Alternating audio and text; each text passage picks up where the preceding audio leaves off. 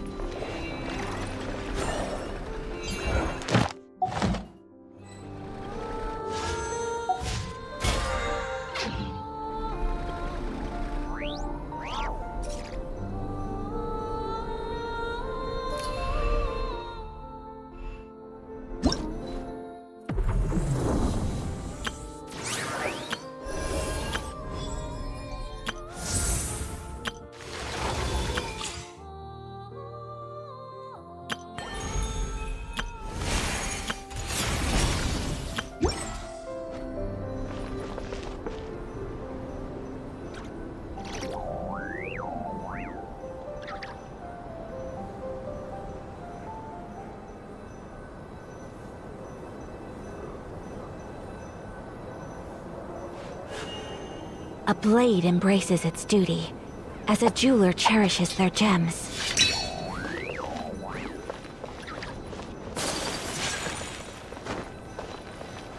Whirling snow!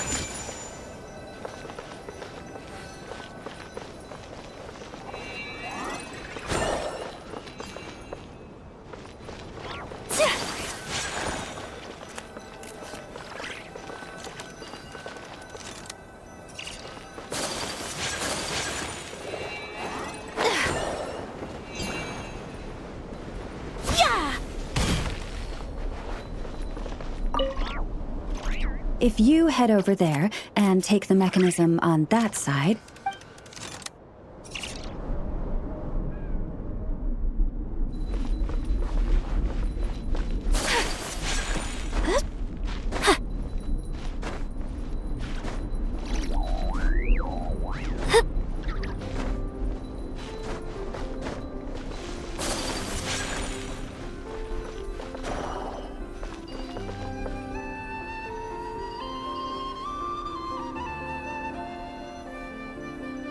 Understood. I will retrieve the lunar semblance now.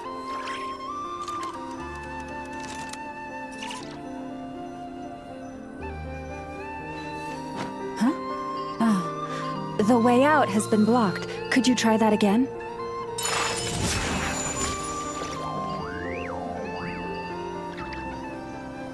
Understood. I will retrieve the lunar semblance now.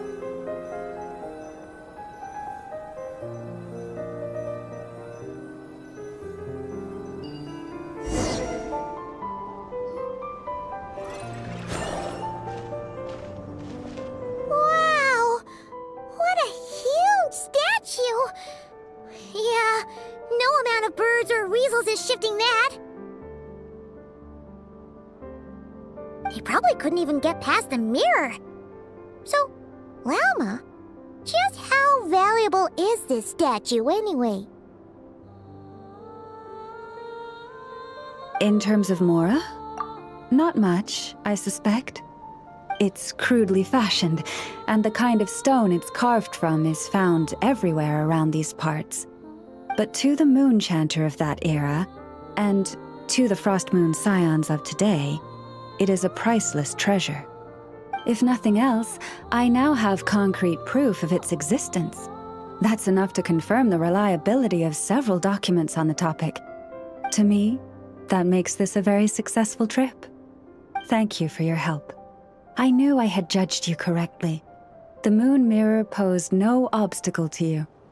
And our little friend here was very impressed with your mechanism operating skills. What is it saying, Lauma? It says that the Traveler is the best treasure hunter it's ever seen. It wishes it could join him on a quest to unlock all the treasure chests in the world. From now on, I'll call on you if I ever find a treasure chest I can't crack. Okay. Bye then. Didn't even give us a choice in the matter. Don't worry, it won't come knocking on your window every day with a Mora coin in its jaws trying to drag you off on a treasure hunt. And it certainly won't be visiting your room in the dead of night, moaning about locks it can't pick. Uh-oh. We better make sure to lock all our doors and windows before we go to sleep tonight. Relax. That weasel's only a child. It means no harm. It's just more talkative than most. All right, let's head back. It's almost time for dinner. Oh, and we still need to figure out how to get this statue back to our library. It seems like I'll need a little help from my friends, after all.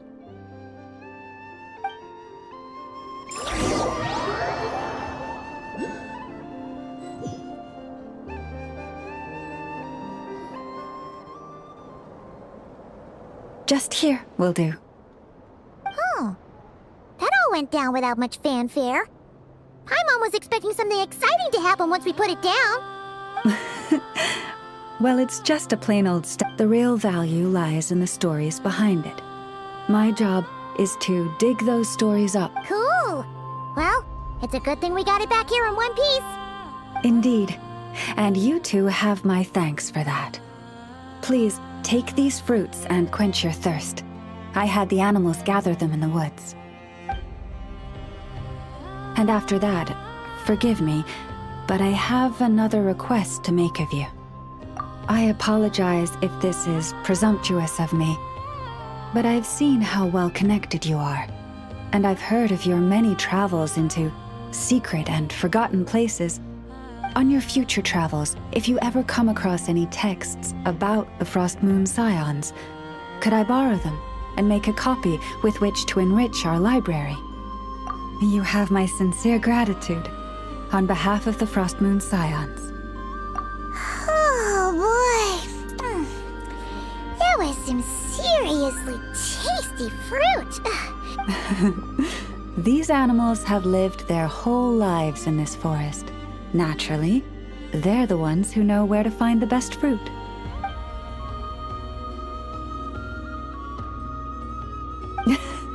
This one says to eat as much as you wish, because it's the top fruit finder in the whole forest. It'll fetch— Awesome! Thanks so much!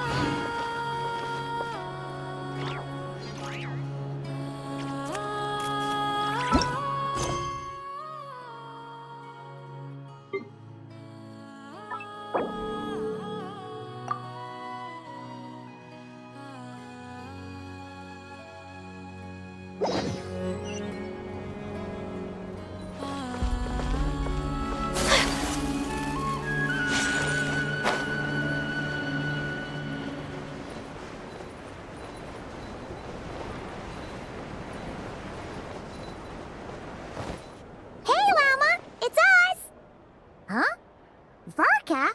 What are you doing here? Beats me. I had a bit too much to drink last night, and when I woke up, I was on Hisi Island. Mr. Varka is helping to oversee Nasha Town's preparations for Moon Prayer Night. He is here to go over some details regarding the decorations and custom cloth designs. Right, yeah, that too. What do you mean, that too?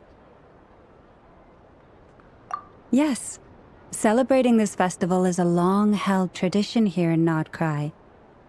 On this day, the crescent moon at the top branches of the verdant crest turns into a full moon, and the moon prayer blossoms bloom with a special radiance.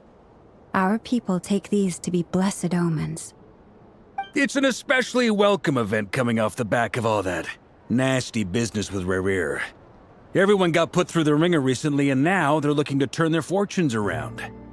The big shots in town all agree that a big, lively celebration is just what we need to rebuild people's faith in this place. No wonder Catherine said that people weren't so bothered about the religious element.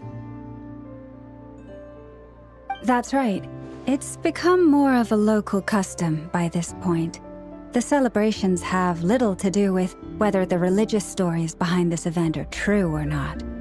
Even the Frost Moon Scions are eagerly awaiting the coming of Moon Prayer Night, despite now knowing that their past beliefs were founded on a falsehood. That's fair. It's a bit like the Lantern Ride in Liyue. It's a chance for people to enjoy themselves, not debate the existence of the Adepti. Oh, one other thing! We just went to see Columbina. We went ahead and invited her to take part in the festival this time. Hope it's okay. Wait, so... you mean she agreed to it? Huh. That's quite a surprise. Then, I suppose that she intends to return to the moon on that day. Oh, yeah!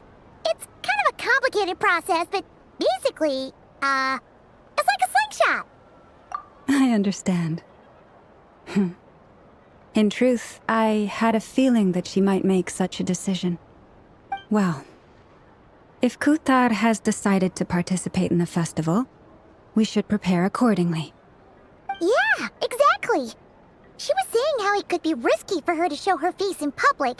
We were wondering if there was any way we could hide her.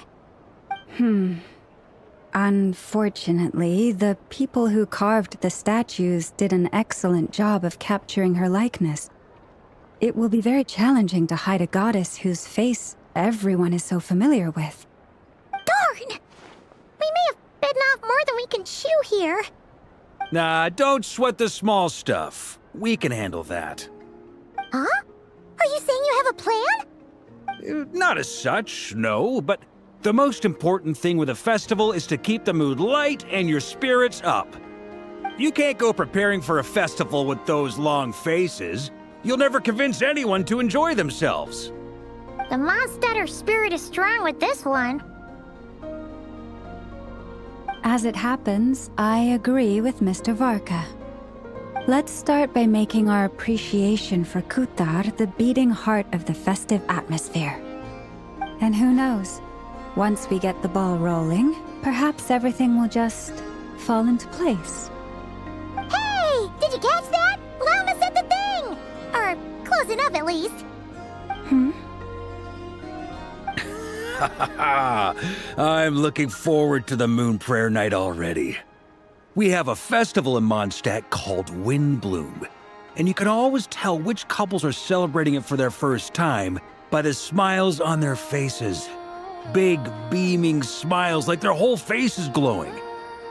And I have a feeling we'll get to see that same smile on the Moon Goddess's face at this festival. Not quite the same, surely. Anyway, I'll take care of business in the city, but I'll have to leave the decor up to you and the Frost Moon Scions. No one else can capture that traditional aesthetic quite like you guys. But lastly, there's the final key element that brings the festival to life. Companionship. Before you leave, let me show you something that we've been preparing. Mr. Varka had asked to see it already, so you may as well tag along. Also, I have some further questions about Kuthar's decision.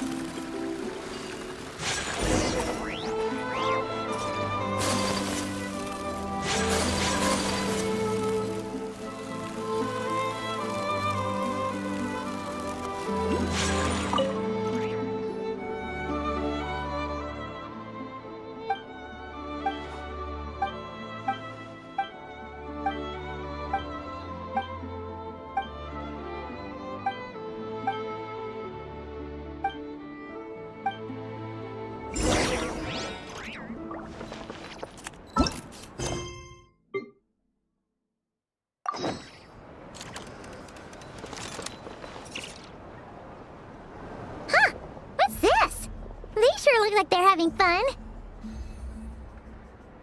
I believe so. Kuhenki seem very skilled at playing drums like these, although I'm not sure where they learned it from. Maybe it's an innate talent?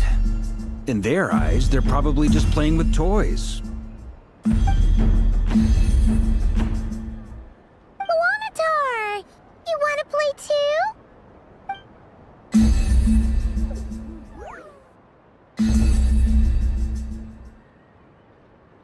Yeah.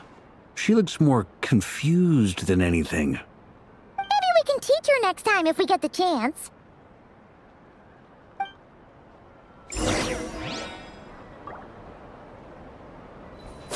What are these floaty things? Moon veils. We hang them from buildings in the city during the festival. When you look at the sky through them, it creates a lovely misty effect. Everyone seems hard at work. They are preparing items for Moon Prayer Night. For instance, the sculpture being made over here, Mr. Varka and I were just finalizing the details of where it will be placed. Ah, there she is. I didn't know the finished article would be so large. Not to worry, though. All the necessary arrangements have been made. Just let me know once it's ready, and I'll get some people to ship it over. You have my thanks. And over here, we are preparing a very traditional confection. Oh, look at all these colors! It looks great! Can Paimon try one? Of course. I have a... You bet! Sweets and treats are Paimon's favorite! If you included those in the Feast of the Moon, I bet Paimon would have joined the Frost Moon Scions by now. There will also be verdant crests like this present in Nasha Town during the fest. The timing of Moon Prayer Night is not completely set in advance. We make a rough estimate, then observe the changes in the verdant crests and Moon Prayer blossoms to guide us. As such, the wait itself is a fun feature of this particular festival.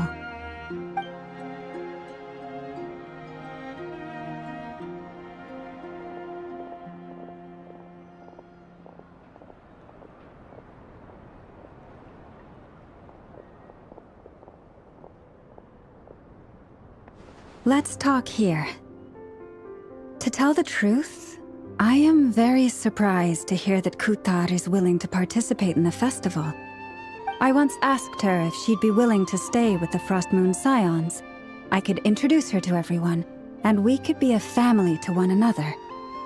She did not answer, but she has not appeared here since. I took this to mean her answer was no. But if that were the case, she would not have accepted this invitation.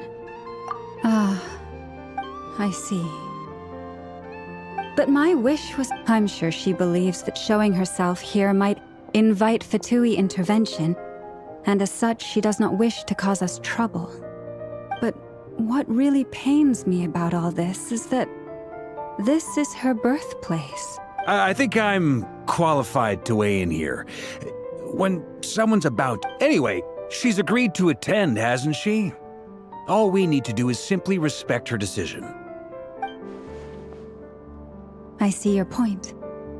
Yes, she will soon depart after all. Our job is to leave her with some happy memories. Besides, who's to say her journey to the moon is a one-way trip? It's not like she can't come back and visit if she wants, right? Paimon agrees wholeheartedly. Festivals are all about having fun, so let's keep it simple. All right, I'm gonna head back to Nasha Town soon. Wanna come with? I'm guessing you have some other folks to visit there. Sure thing, let's go! Bye for now, Wilma! Thank you all. Goodbye.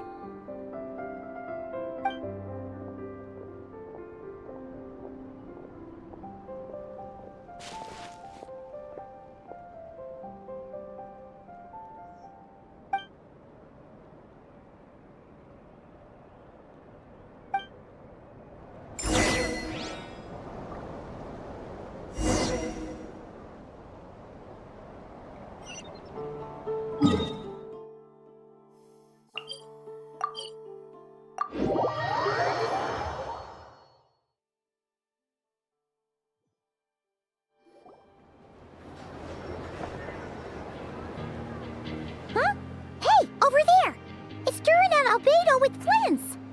What could they be chatting about? Your guess is as good as mine. Ah, Grand Master, and the Traveler and Paimon. Hello there. It's been a while. Perfect. We have some new volunteers for our investigation. Wait, let me guess. The righteous Lightkeepers are finally ready to hunt down the Abyssal Dragon? Haha. Yes, that too. Yeah, right. Oh, wait. Why does everyone keep saying that too? Well, to be precise, the facts match, but not the causality. Wait, so I guessed right? Half right. Don't act so impressed with yourself. Maybe I can explain. We ran into Mr. Flint's north of Nasha Town.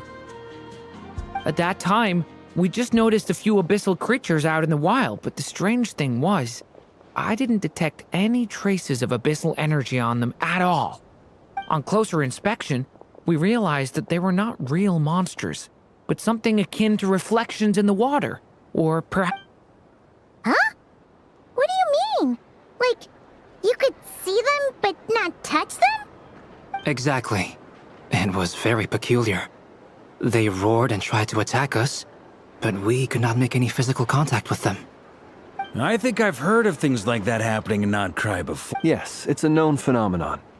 Mirage-like illusions tend to appear in Nodcry in the run-up to Moonprayer Night. From a distance, they appear quite real. I myself thought that Misters Durin and Albedo were locked in battle with abyssal monsters when I first arrived. But after sharing intel and investigating a little further, we can confirm that these illusions are harmless. There is no great cause for concern.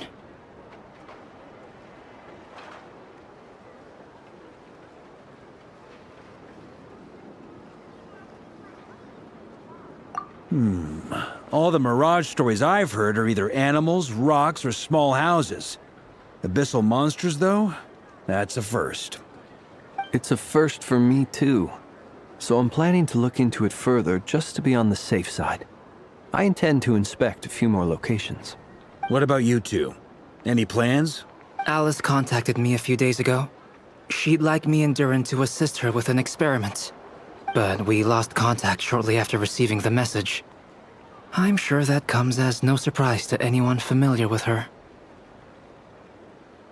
We don't know when the wind will blow, yet when the wind blows, we will know.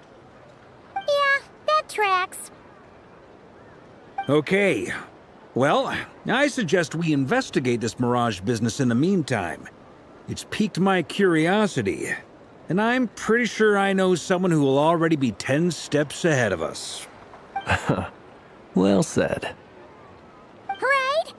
Whatever's happening in Nodcry, she always seems to be the first one to know. Let's go see what she knows. We can invite her and her staff to the festival while we're at it.